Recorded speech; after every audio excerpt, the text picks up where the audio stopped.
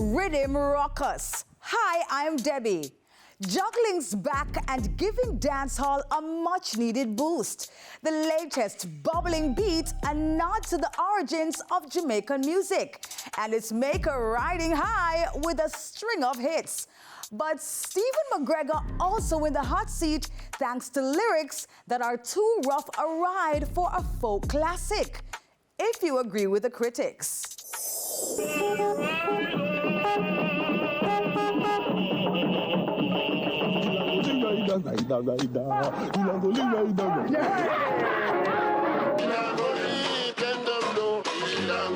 Bringing it back now. Stephen McGregor's framing there around his current Hill and Gully rhythm, currently topping charts including YouTube in Jamaica, and a hot topic of discussion. I remember thinking about the Hill and Gully thing and thinking, I haven't seen anyone tap into that side of it for a while. And the mento sound, and that the real traditional. Everybody kind of does reggae and one drop and ska every now and then, but no one has really tapped back into the mento kind of vibe. I'm just a fan of the music, so for me, I'm just always listening and tapping into different aspects of the music and just enjoying it and creating what I would love to hear. But something of an old soul also?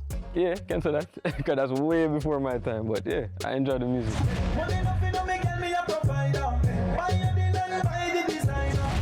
Did you anticipate this spectrum of reactions?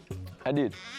Because I knew that we would kind of have that middle ground of people who knew where it's from and appreciate it, and it would be completely new to a lot of people. And the sound is different. Sonically, it's a completely different spin from what's happening now. To sum it up, I feel like when I just came out, because when my sound started with Red Bull and Guinness and all that, it was the same split crowd, like, what is this? This don't sound like dance, or this sound way off from everything else. But then there's a new generation who's like, yo, this is interesting, this bad, we love this. We could get into this thing. So I figured it would have been the same kind of energy.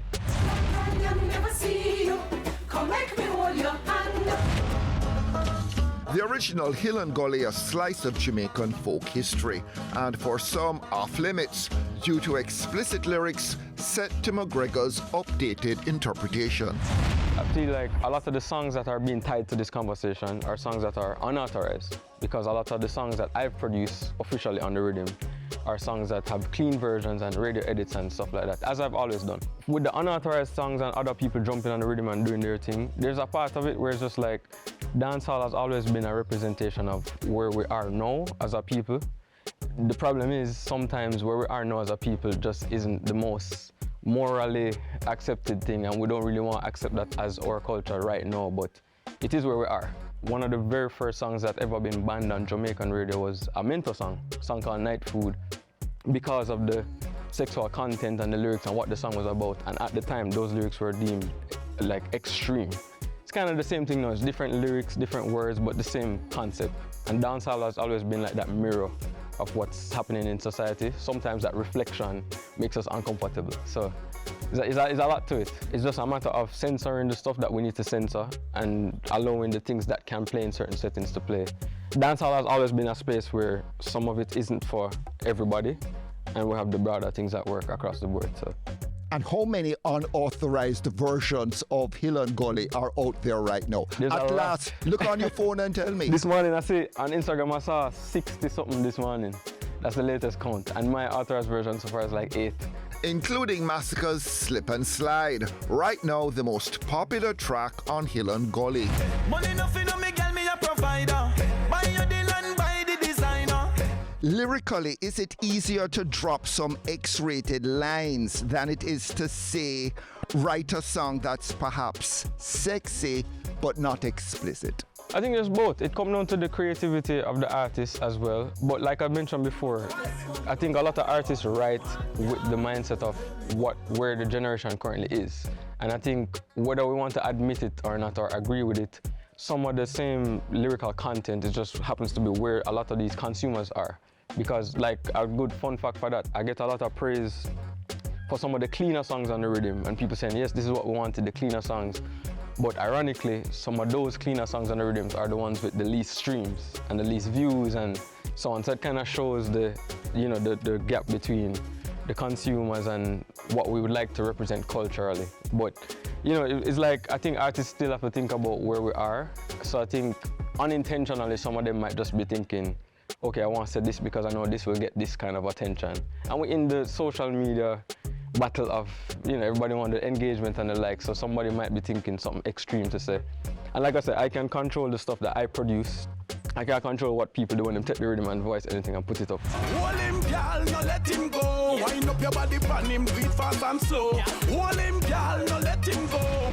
In this discussion about what's happening to Jamaican music abroad and the traction it's getting or not getting, how much does the lyrical factor play into that? I mean, I must say though, there's always like that argument with that specific topic because we have really good songs coming from Jamaica all the time. I think what happens though, again, going back to where we are culturally right now, a lot of those songs don't really see the light of day coming from our space until it's appreciated elsewhere. And then most of the times, the audience here more gravitate to the more hardcore stuff and whatever. So it creates this idea that we're not making good songs from here because those songs are getting the same highlight as the quote-unquote bad ones. But we have incredible songwriters here, incredible songs that's coming out all the time. We can't really control what the audience responds to here and gives the push from here locally. So sometimes it don't resonate abroad because of that same issue. And just so I'm crystal clear, tell me what the obstacle is to those songs which are really good coming out of Jamaica that don't get the highlight it should? One of the biggest factors is the business aspect behind it too, because we have this other notion that songs get popular from the songs being good, and especially in 2026 that's not the case. There's a lot of business involved. We're going up against record labels and people. When Doja Cat drop a single, the label have $1 million in marketing to spend on it. We're just putting up a song through wherever distributor and hoping for the best. So there's a lot of business. I see Shaggy said it on an interview recently that every song he releases, like him spend like 150 grand on promotion or whatever. The average artist here cannot afford to do that. So it's all of those factors, more so than just a song being a good song. It's more than just a song sounding great. Come along and wind around. You know it's not that I'm frugal, me just spend with sense. With your Hill and Gully authorized versions that we haven't heard yet, some of those names are going to surprise us?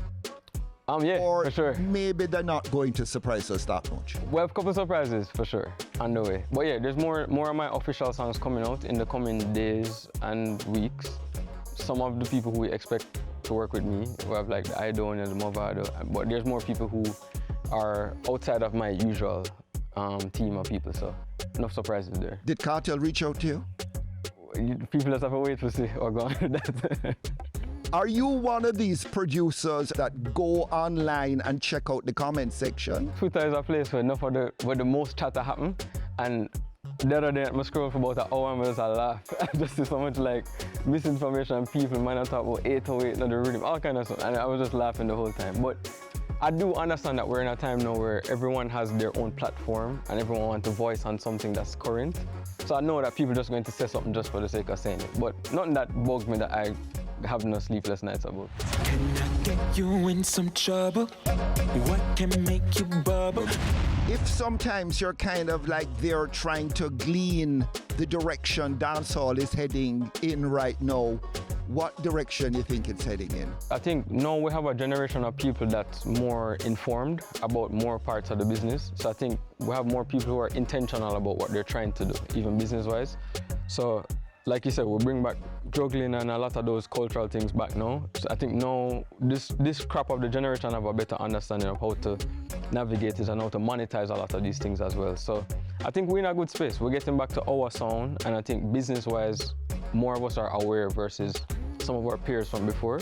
So we have a better idea of how to navigate some of those things as they come. What a vibe, what a vibe. What a party full of vibes. McGregor opened to international interest in Hill and Gully that could potentially adjust the sound of the project. Strictly business. That collaborative effort is important because sometimes you need different ears and hands on a certain project to be able to merge it into the different world that you're trying to get it into. I mean, those stuff has been happening from the jump.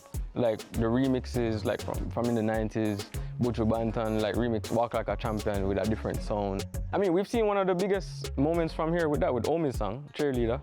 The remix version is the one that ended up, and the original was just as great. Sly and Robbie did it, And so it's just different palatable. So you're not locked into holding on to creative control. Once the music itself sounds great at the end, you know what I mean? You don't want to compromise the music just for the exposure either.